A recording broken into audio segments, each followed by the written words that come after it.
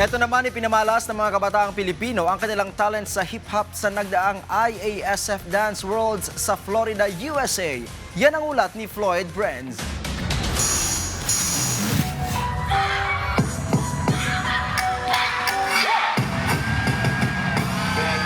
Nagniningning sa pandaigdigang entablado ang galing at pag-alalay ng kabataang Pilipino matapos mag-uwi ng gintong medalya ang Team Pilipinas Enciende sa IASF Dance Worlds na ginanap sa Orlando, Florida, USA. Ilang araw lamang matapos nilang masungkit ang pilak sa ICU World Championships. Sa kabila ng pagod at sunod-sunod na laban, hindi nagpakabog ang 17 miyembrong koponan mula sa St. Pedro Poveda College na binubuo ng mga mananayaw na may edad 15 hanggang 18. Matatag nilang hinarap ang mas matatanda at mas sanay na kalaban sa Open Hip Hop Division.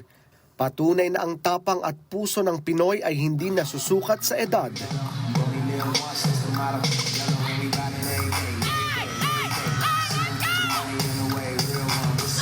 What's up?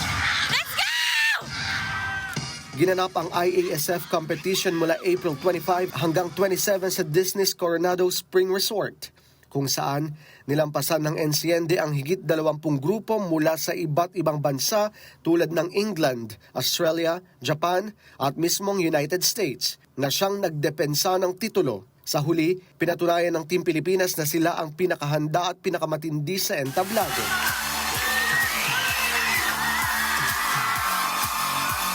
At bagamat nagtapos sa pilak sa finals, naging malinaw na isa sila sa mga dapat abangan sa susunod na kompetisyon.